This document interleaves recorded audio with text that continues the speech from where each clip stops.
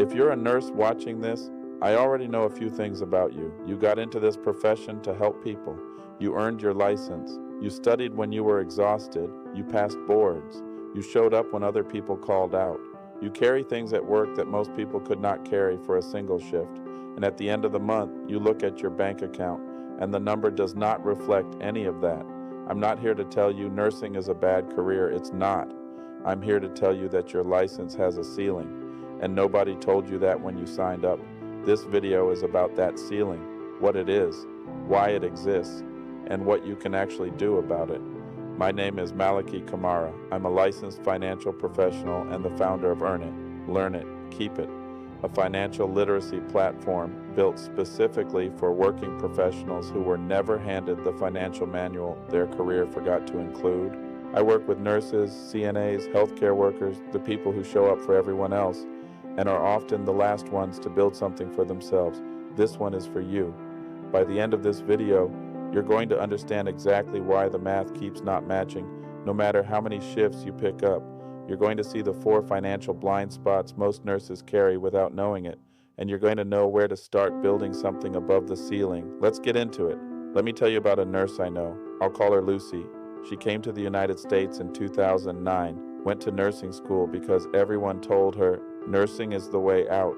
Nursing is stable. Nursing will give you a good life. She studied, she passed boards, she got licensed, she was fired up, and then she looked at her first paycheck, $3,500 a month, after 6 years of education, after a bachelor's degree, after everything she was told this license would give her. She said it like this: "Little did I know, the couldn't carry my life." Let that sit for a second. The page could not carry her life. So she did what most nurses do. She picked up more shifts, worked doubles, covered for people who called out, gave up weekends, and you know what happened? The ceiling remained, because here's the thing about picking up shifts. There are only so many hours in a week, and your body will eventually make the decision for you. So she went back to school, got more credentials, took on more student debt, more education, same ceiling. Because the ceiling is not about your credentials. It's about the structure of how you're earning. Here's the thing nobody tells you in nursing school. The ceiling isn't a flaw in your career. It's a design feature of employment. And once you see it, you can start building above it. Now let me walk you through the 4 financial blind spots I see most consistently in nursing professionals. And I want you to check yourself on each one. Blind spot 1, confusing income with financial stability. A good income and a stable financial structure are not the same thing. Nurses earn real money, especially with overtime, especially in specialties. But income without a structure underneath it is just a faster treadmill. Here's what I mean. If your paycheck stopped tomorrow, how many days could you survive financially? Not weeks, days. Most nurses I talk to have never calculated that number, and when they do, it's lower than they expected. That's not a discipline problem, that's a structure problem. Income without structure is always temporary. Blind spot 2, thinking more shifts is the answer. I know this one personally. When the math isn't working, the instinct is to work more hours, more overtime, more shifts covered, more of your life given to the unit. And for a while, it feels like progress. But here's the financial reality. When you work more overtime as a W-2 employee, you move into a higher tax bracket on those extra hours. You earn more. The government takes more of the extra. Your net gain is smaller than it looks on the schedule, and it costs you something that does not show up on any pay stub. Your time, your recovery, your health, your family. The overtime ceiling is real, and your body has a voting right on it. Blind spot 3.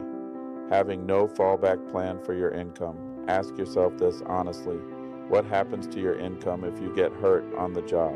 If you're diagnosed with something serious? If the hospital downsizes your unit?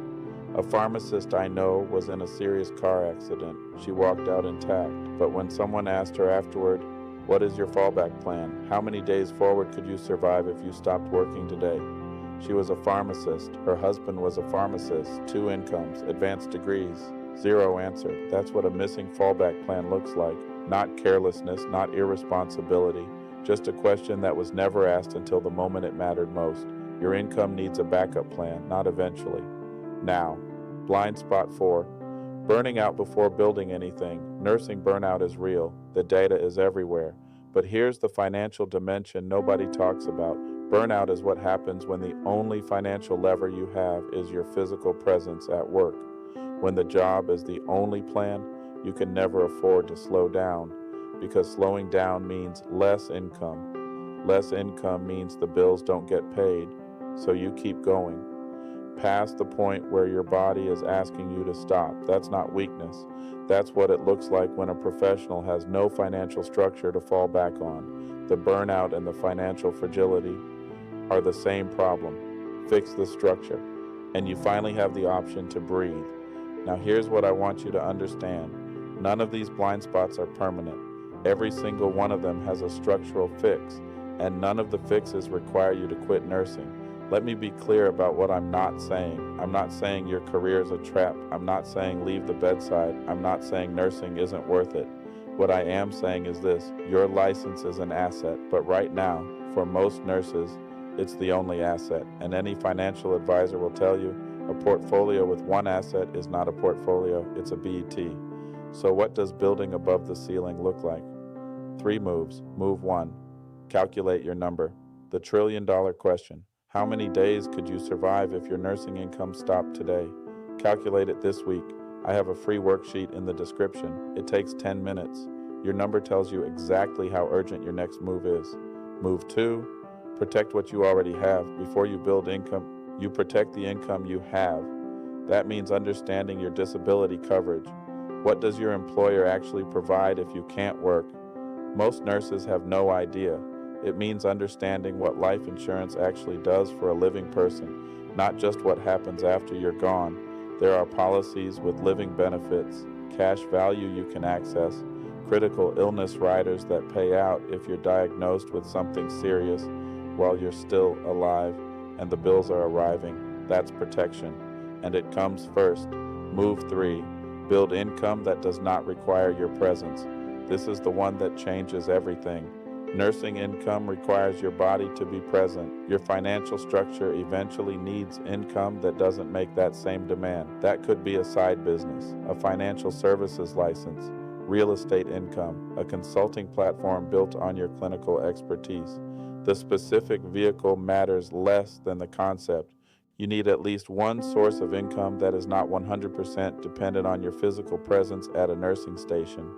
Lucy, the nurse who said the page couldn't carry her life, started building a second income stream.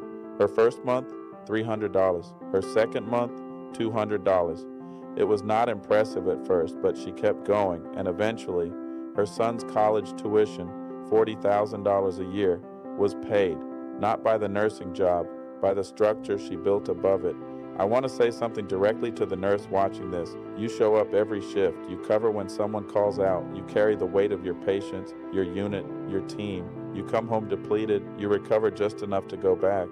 And at the end of the year, a gift card, a plaque, maybe a pizza party. The system was never designed to reward you the way your work deserves. That part is on us to build. Not the hospital, not the union, not the next administration, us. The professionals who carry responsibility on their backs, learning to build financial structures that honor that responsibility. The ceiling is real, but it's not the roof. Your money has a manual. You just never got it.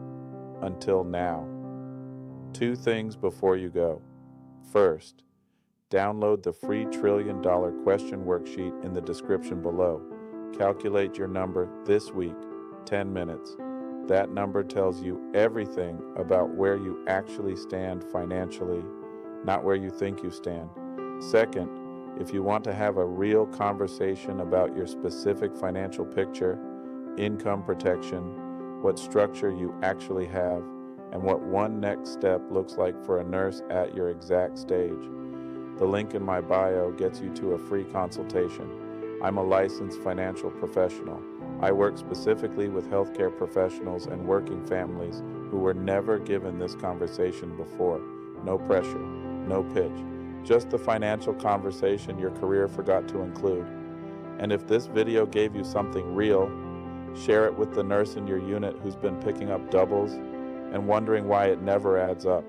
They've been waiting for this conversation. Earn it, learn it, keep it. Built for professionals who carry responsibility on their backs.